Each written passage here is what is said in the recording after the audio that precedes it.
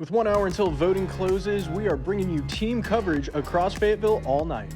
What you need to know about the issues on the ballot, the governor's race, and what Fayetteville looks like on this election night.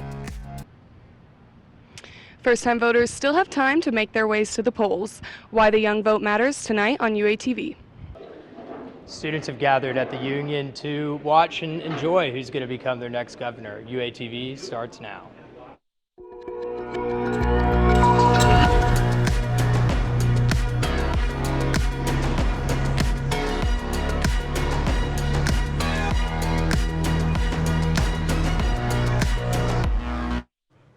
Hello and welcome to this special Tuesday night edition of UATV. I'm Cameron Johnson. And I'm Bo Russell. Thanks so much for joining us. Well, today's the day, Arkansas. As voters across the nation cast their ballots, UATV will cover results and happenings for these midterm elections. Arkansas voters will decide on many issues ranging from marijuana's legal status to the next governor. To find a nearby polling location, visit voterview.ar-nova.org. This year, Ava Hutchinson reached his term limit, ending his time as governor. Today's ballot contains 3 candidates, Sarah Huckabee Sanders, Chris Jones, and Ricky Dale Harrington Jr. Each candidate, if elected, will represent a historic first for the state. The Republican nominee, Sarah Huckabee Sanders, is running on education reform, Second Amendment protections, and tax cuts. The Democratic nominee, Chris Jones, is running on expanding preschool care, broadband access, and job growth. The Libertarian nominee, Ricky Dale Harrington Jr., is running on criminal justice reform, slashing consumer taxes, and drawing back potential government power. And students are gathered at the Union tonight to watch the election unfold. UATV Stuart Martin joins us with more. The clock is ticking here at the Student Union, where UP is hosting their very own governor's watch party. I'm seeing a lot of red, a lot of blue, and a lot of very excited students to see who their next governor will be. Although student involvement in nationwide politics is at an all-time low, Arkansas students are still showing up to the polls. I voted. The reason is I think that a lot of students need to get out there and vote. A lot of the student body isn't really represented in votes. There's not as many student voters. So for that reason, I think it is a big deal, and get our opinion across and hopefully change things for the better. The UP watch party will run until 8 p.m., but hurry or you'll miss the pizza. Reporting for UATV, this is Stuart Martin. Thank you, Stuart. Stay with UATV as we will be bringing you back to the election party in our coverage later tonight. The incumbent Lieutenant General Tim Griffin pivoted to run for Attorney General after he reached his term limit. Each prominent political party nominated a candidate for the position. Resley Lutledge of the Republican Party promotes abortion bans, countering the opioid epidemic, and defending law enforcement practices. Kelly Kraut, the Democratic nominee, campaigns on protecting reproductive health, expanding health care access, and education reform. The Libertarian candidate Frank Gilbert runs on broadening direct voting processes, ending the state grocery tax, and reducing executive powers. Upon reaching her term limit, incumbent Attorney General Leslie Rutledge initiated her previously mentioned campaign for Lieutenant Governor. Republicans and Democrats traditionally nominated their own candidates, while the Libertarian candidate is running independent as a write-in. Former Republican Lieutenant Governor Tim Griffin supports pay increases for state police, exemptions for the current abortion ban, and opposing legal marijuana. Jesse Gibson, the Democratic nominee, is running on localizing education mandates, preventing widespread misinformation, and legalizing recreational marijuana. Incumbent Secretary of State John Thurston of the Republican Party will seek re-election tonight. His challenger from the Democratic Party is Annabeth Gorman. Thurston's platform includes ensuring voting accuracy, fair redistricting for Arkansas counties, and maintaining Capitol safety. Now, Gorman will run on increasing voter participation, removing bureaucratic burdens on business owners, and protecting voting accessibility. Arkansas's 4 U.S. congressional districts all have Republican incumbents seeking re-election. Northwest Arkansas is encompassed by the 3rd Congressional District as incumbent Steve Womack faces Democratic challenger Lauren Mallett Hayes and Libertarian nominee Michael Caligas. Steve Womack promotes a pro-life agenda, cutting discretionary spending and securing the U.S. border. Lauren Mallett Hayes' political platform includes codifying abortion rights, abolishing assault rifle sales, and providing tax relief.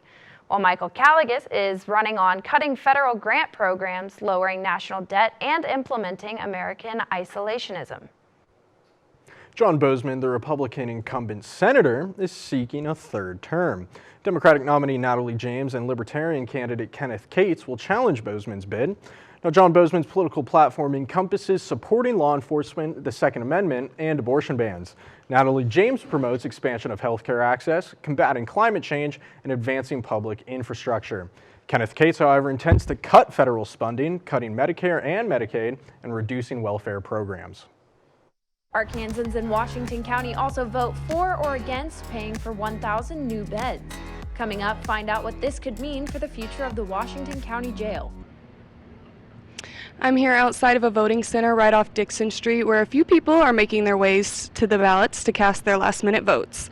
Coming up, I'll tell you about the impact young voters had on this election.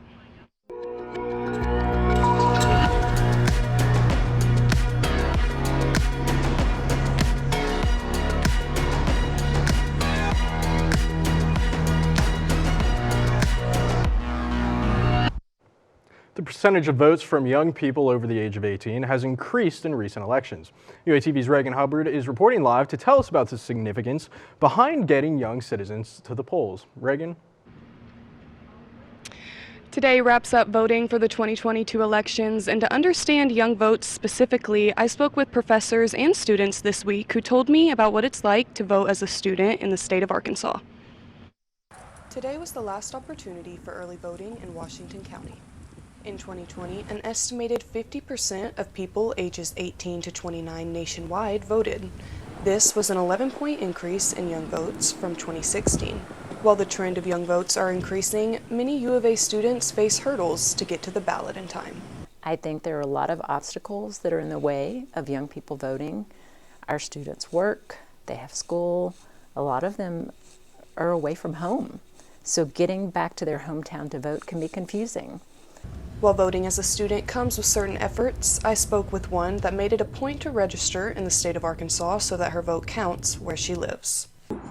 I just think that the students make up so much of Fayetteville's community that we should want our voices to be heard.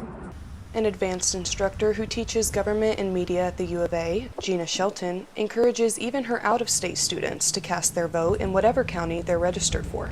I know this is crazy, but I would love to see students emailing me saying, Professor Shelton, can I have Tuesday off to go vote? Because it's important. It is important. With every jurisdiction obtaining different procedures for absentee ballots, students are encouraged to research the policies behind the county they're registered to vote. Professor Shelton also really encourages her students to look at multiple different sources to avoid bias and persuasive information. Reporting live for UATV News, I'm Reagan Hubbard. Thanks, Reagan. We look forward to checking back in with you throughout the night to see how the election's going in Fayetteville. As for City Council, let's look at the candidates running in Fayetteville. In Ward 2, the executive director of the Arkansas Justice Reform Coalition, Sarah Moore, is running against incumbent Mark Kenyon. Incumbent Sloan Scrogan is being challenged by Scott Berna in Ward 3. Incumbent Sonia Harvey is running unopposed in Ward 1, and Councilwoman Teresa Turk is running unopposed in Ward 4. Two candidates are running for the position of Washington County Judge. Republican Patrick Deakins and Democrat Josh Moody are in the running. Deakins will primarily focus on zoning and district planning to attract business and investment if elected. Moody, a former juvenile teacher, says that he will use the position to bridge the gap between the Republican and Democrats. Washington County will also vote on a jail expansion. This proposal means taxpayers would cover the cost of 1,000 more beds at the detention facility. Washington County already includes a tax in place to operate its jail. Voting for this proposal would increase taxes 0.25% to expand the jail. Minority voter turnout continues to increase. Find out how it could impact the election next.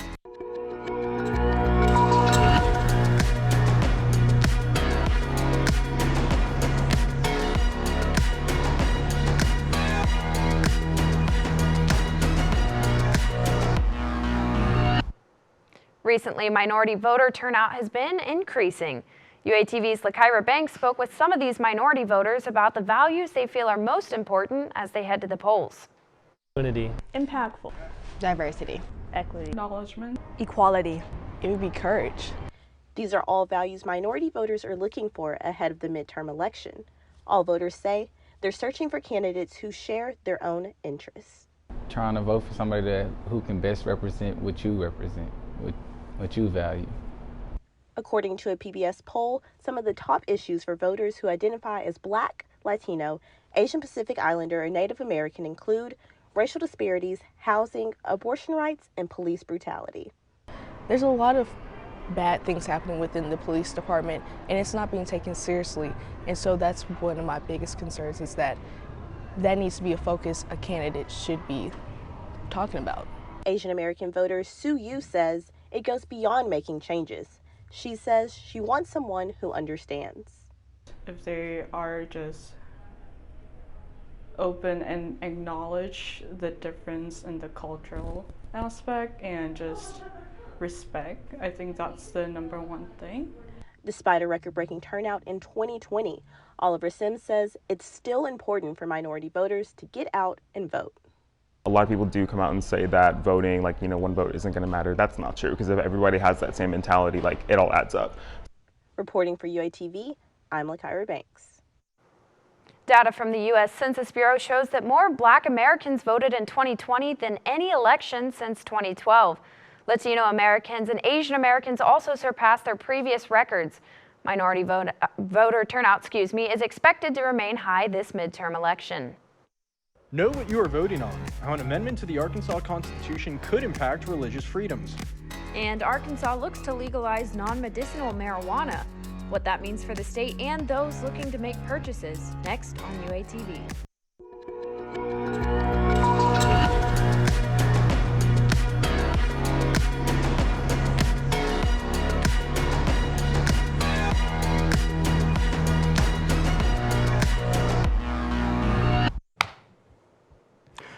Welcome back. Now, there are 4 issues on the 2022 ballot, but first up is Issue 1.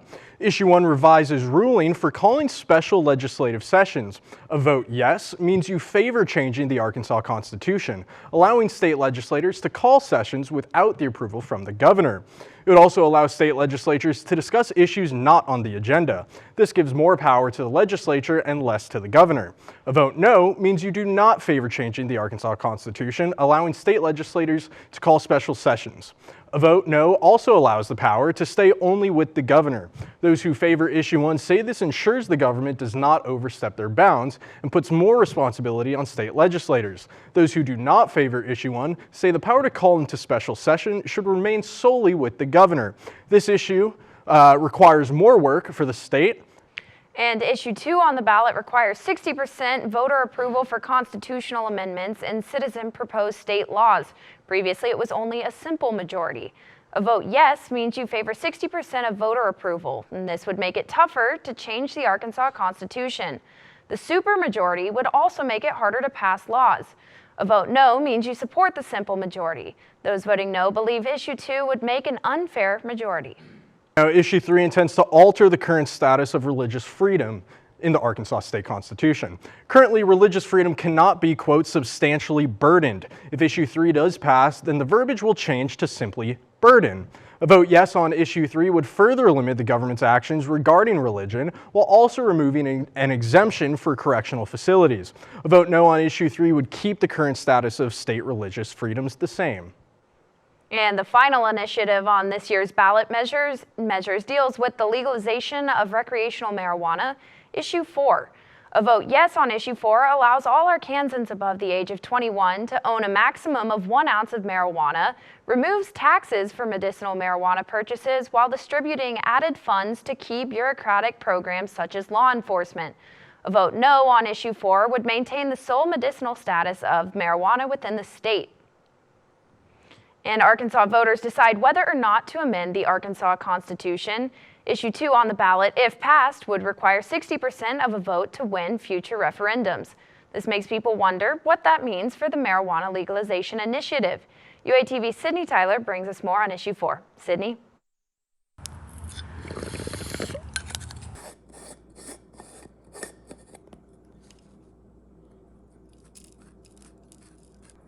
Arguments for and against the legalization of marijuana have been circulating the state, prompting questions regarding regulation and safety. The last time Arkansas voters voted on marijuana was in 2016 when they approved the Arkansas Medicinal Marijuana Amendment. The Issue 4 amendment would authorize the possession, personal use, and consumption of cannabis by adults 21 and older. It would also authorize the cultivation and sale of cannabis by licensed commercial facilities. The amendment to the Arkansas Constitution authorizing the use of cannabis would also acknowledge that possession and sale would remain illegal under federal law. A vote yes supports legalizing possession of up to 1 ounce. The vote in favor will remove medicinal tax, but add an additional 10% tax on recreational sales. 15% of the tax revenue will fund stipends for full-time law enforcement officers. Passing the amendment would bring in close to $3 billion and create thousands of jobs across the state. A vote no would oppose personal use of marijuana in the state. Some opposing arguments for Issue 4 state that it will still be illegal under federal law and that outweighs state. The record of those previously convicted of marijuana possession will not be wiped, and growing marijuana at home will not be decriminalized. Residents are also fearful on the impact of Arkansas children. If passed, some believe drug use among minors will increase. Some believe this may be the last chance to legalize marijuana in the state if Issue 2 on the ballot is passed. Hundreds of thousands of Arkansans have made their way to the polls already as early voting closes. Thank you, Sydney. If Issue 4 passes, Arkansas will join 19 other states in legalizing non-medicinal marijuana. Yeah, now the polls are closing soon here in 7:30, a little bit over a half hour. Be sure to stick with UATV all night to get your election updates. All that and more next on UATV.